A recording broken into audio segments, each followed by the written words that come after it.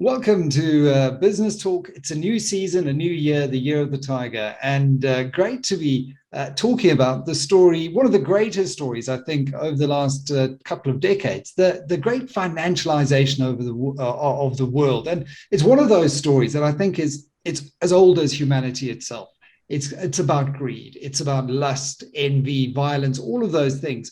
The tsunami of cheap credit that rolled across the planet between the early 2000s and just before the global financial crisis, and then again from the late 2010s, I think it's more than a simple financial phenomenon. It's temptation. It's offered entire societies the chance to reveal aspects of their characters that they couldn't formerly afford to indulge. And I think Michael Lewis reckons in Boomerang, and he's one of my all-time great financial journalists, that Icelanders wanted to stop fishing and become investment bankers. The Greeks wanted to turn their country into a piñata stuffed with cash and allow as many citizens as possible to take a whack at it. The Germans wanted to be even more German, and the Irish wanted to stop being Irish. So I'm really itching to start taking you on this journey through this world, thanks to Monocle Solutions and Business Tech South Africa, with this new season of Business Talk. And my next guest, well, he's had a front row seat to this biggest show in capitalism over the last 2 decades. David Buckham, CEO of Monocle. David, great to have you back on the show. Thank you, Michael. I'm really excited to be here. And thank you for hosting us this time around again. Now, let's talk a little bit about your story. The last time we spoke, we were talking about the end of money, which has received a phenomenal response. And unsurprisingly so, after reading it, it really is one of those that you should have right there next to The Intelligent Investor, the iconic books of an era. What motivated you to found Monocle? Because you've got a maths degree, you're interested in banking. What is Monocle at its core? So, yes, I mean, I was kind of a reluctant entrepreneur. I wouldn't even call myself, I was like really not wanting to start my own business. I wanted to work in an investment bank. I really wanted to be an M&A deal specialist. And I had studied maybe the wrong degrees. I had majored in mathematics and then done a master's in English.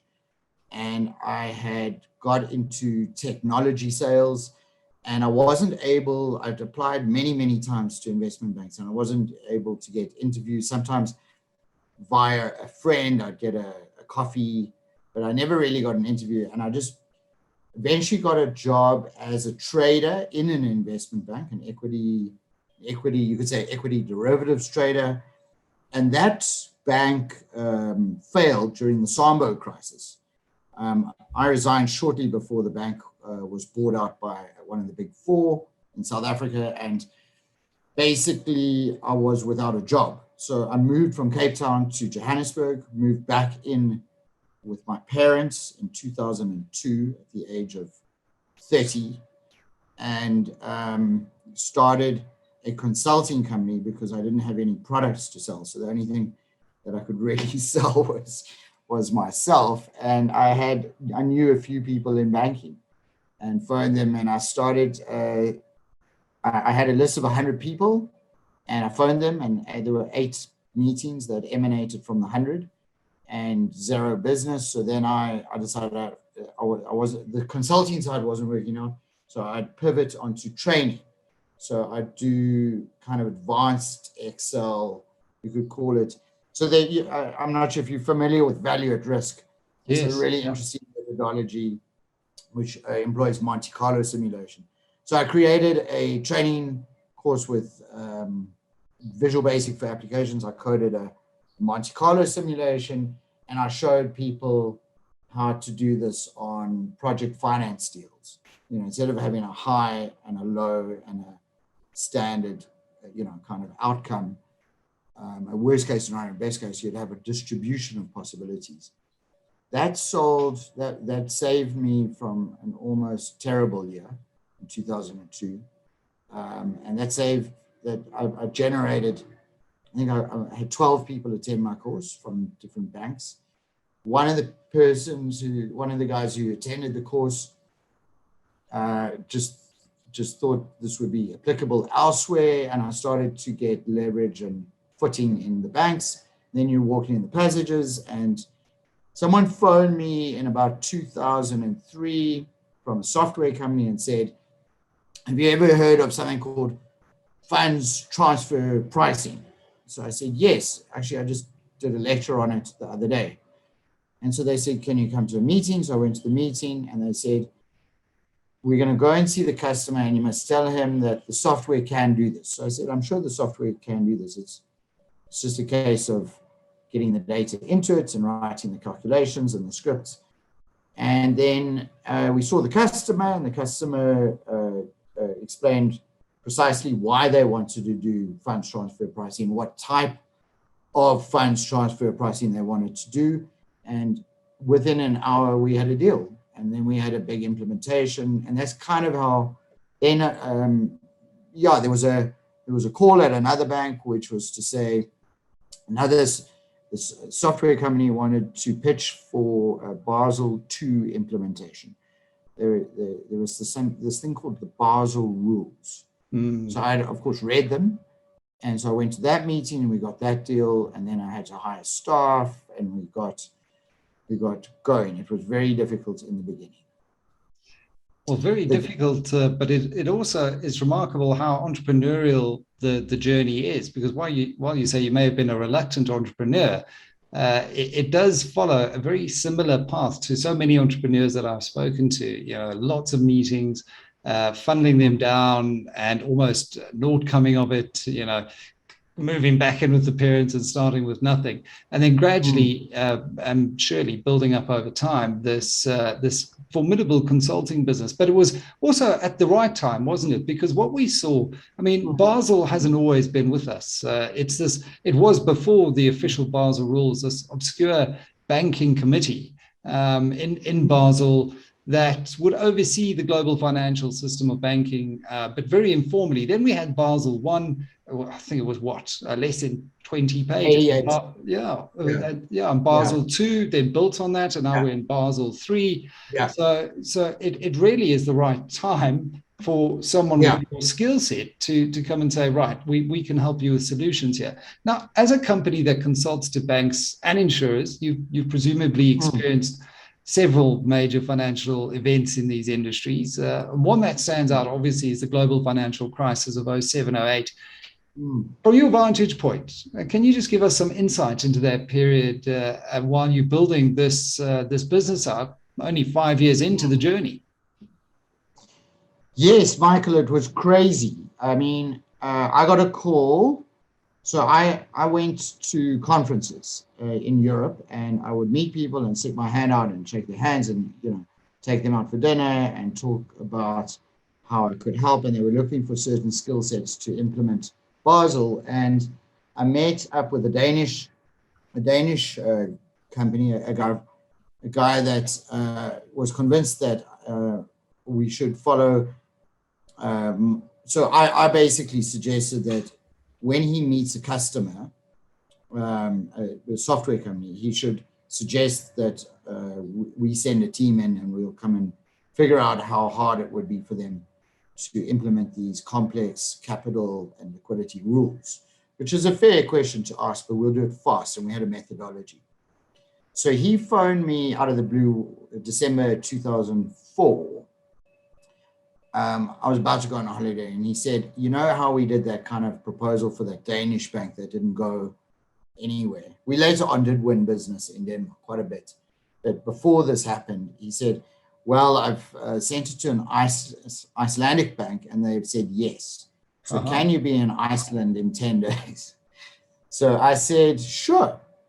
I've never been to Iceland. So I went to Iceland, and, it kicked off a fascinating series of discussions. I met the CEO of the bank in the first meeting, and there was some kind of understanding I had that he felt like he had to do this Basel thing, but there was a great willingness in the people, super intelligent, really intelligent people.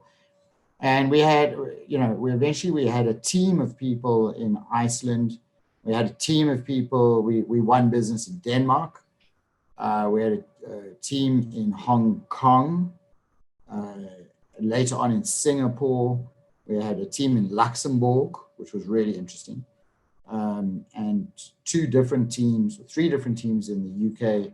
We were all of our work was basically offshore. Until about 2010, 2011, we were doing mainly offshore work. We have local customers, but those grew massively. And what happened in Iceland, well, Fionia Bank, which was a bank, 100-year-old bank in Denmark, had, in the 2008 crisis, one of my colleagues was on the trading floor when they failed, the second they failed, not the minute, the second that they couldn't make a 3-month money market repo work. No one would take the other side of the repo. That, we saw banks fail right in front of us. The Icelandic bank, the work that we were doing was to create quantitative credit models, but they had been extremely risky. They had taken huge risks. They had bank assets to GDP in Iceland of 10 times. Yeah. So really, really risky. And when they failed, I got a call. We saw there was a Danish analyst who was saying negative things about Iceland, and then Moody's argued. Moody's said, people said you should downgrade Iceland, and Icelandic people got very angry, and the banks got very angry, and then they invited this Danish guy to Iceland to speak, and it was a great shouting match. It was fascinating. But Michael, they literally were. Michael Lewis, just in his book Boomerang, writes about the culture of the Icelandic male in particular. And it is, the land of Vikings. And he writes that almost all Icelanders wanted to stop fishing and become investment bankers over that period of the early 2000s. It was just, he said it was a feeding frenzy unlike any he's seen before. Yeah. And certainly backed up on what you're saying. We literally, colleagues of mine that are still colleagues today, Chief Operating Officer of Monocle, Willy Ehlers, and Jaco van Buren Schiele, who's the Chief Financial Officer. We all were living in Iceland at one point. We were all together, and we used to go out at night, and we used to meet all the traders from the banks, and they literally were, and I joke with you not, like some of our friends went back to fishing, quite literally. We would go do some gym, and then go to the bar, and then go out. It was a fantastic time. They had an expression in Iceland, because I still have some Icelandic friends, have an expression for ostentatious kind of stuff that say, "Oh, that's so 2004." It would be like the way to. Anyway, so I was back in South Africa, sitting on my couch, and I got a call to say the head of credit for this bank said there's been a national disaster. I wasn't sure, literally, if a volcano had gone off or if something else had happened. And then I began to understand from him that they were completely finished immediately. And there was this one, so very abrupt stop. And that's one of the things that happens in banking that a lot of people don't fully appreciate, is that banking is not a slow burn. There's not a little bit of risk that grows into more risk. It's exactly when you need liquidity that you can't get it. Yeah. It's immediate. So the bank that we worked with in Iceland failed. Bankers went to prison from that bank. Still one of the few countries, I think, to this day where you've seen that kind of accountability. And that's quite interesting, isn't it? I mean, you touch on that in the end of money. There isn't very often a lot of accountability when it comes to white-collar crimes. And one can understand why there's been such a pushback against the established financial system. Exactly. I mean, the bankers themselves that we work with, and I mean this quite sincerely, are generally very honest people, like the hardworking, generally rule-driven, people. It's In Iceland's case, it was a very rapid privatization of banks that were taken over by wealthy individuals. It was those people that pushed the banks into basically extreme forms of lending.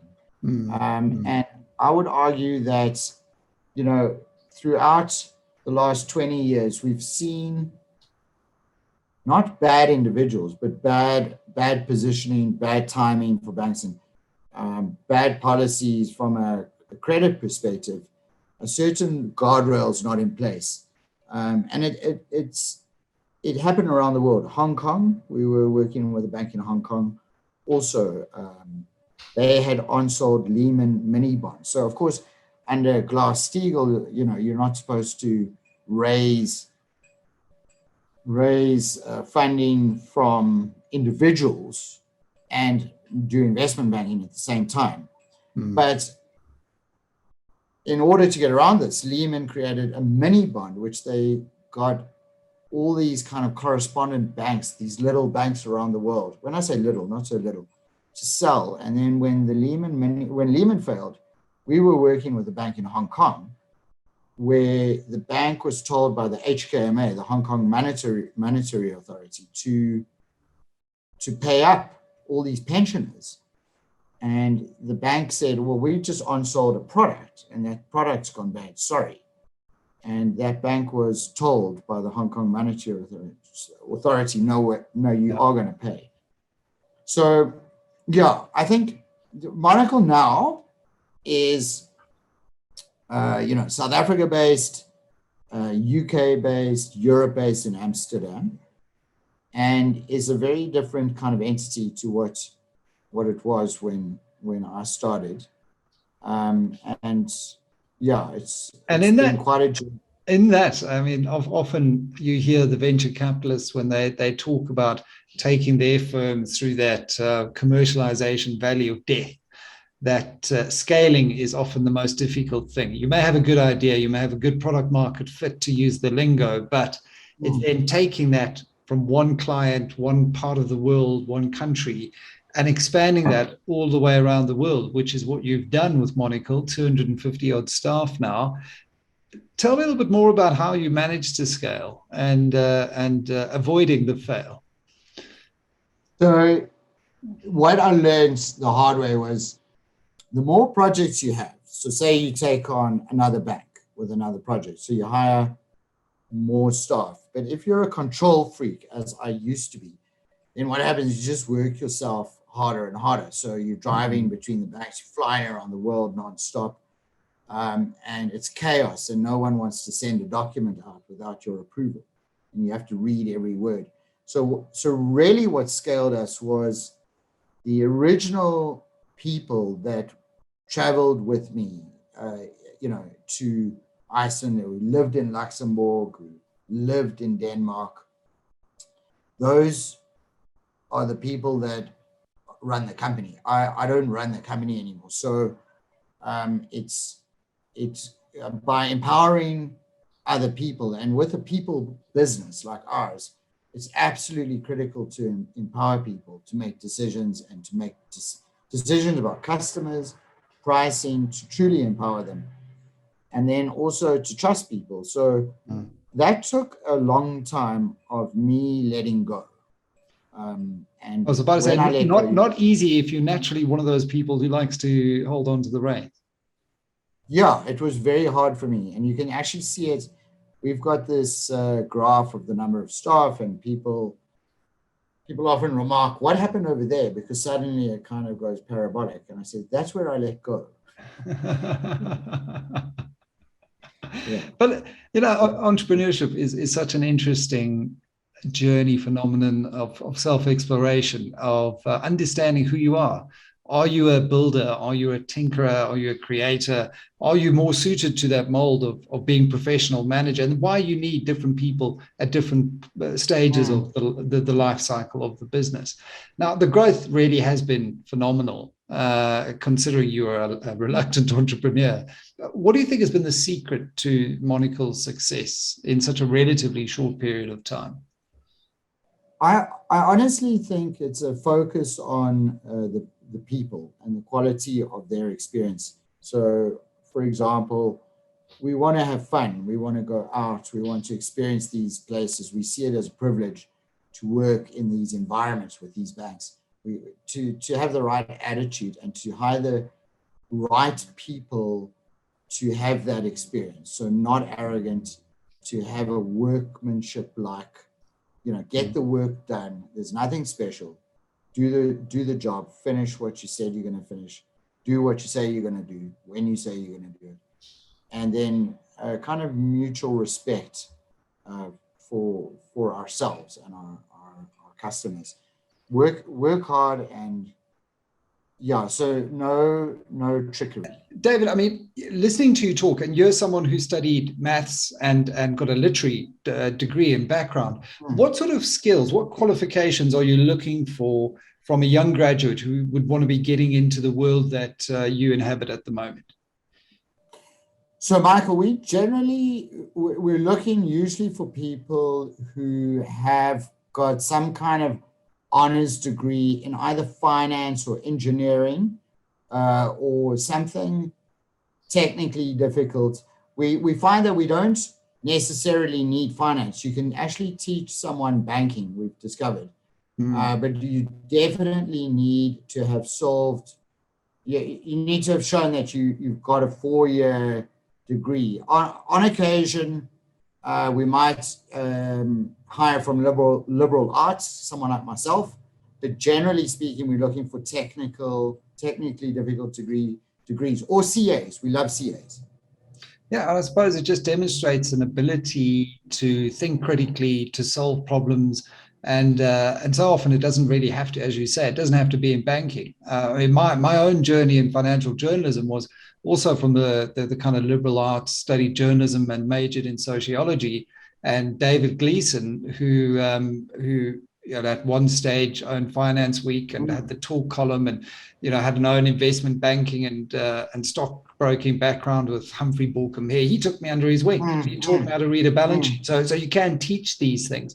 Now, just as we end off our time, we're in an interesting place in the financial sector, I think, as the old Chinese curse goes, may you live in interesting times. What are the new and exciting challenges that Monocle is looking forward to in the months and the years to come? We are really excited. I mean, the European adventure, we've opened our office in Amsterdam during the pandemic, during 2020, which it was an incredible story how that office got open.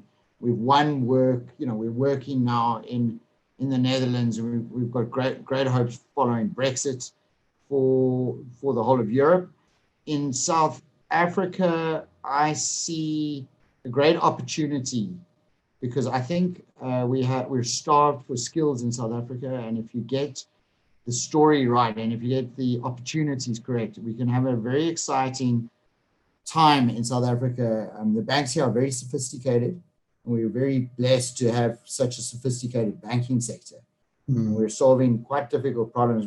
We're at the foot of Africa, 1 billion people, very young, demographically, huge opportunities to influence the outcome for Africa, and an enormous opportunity to do that with a positive attitude.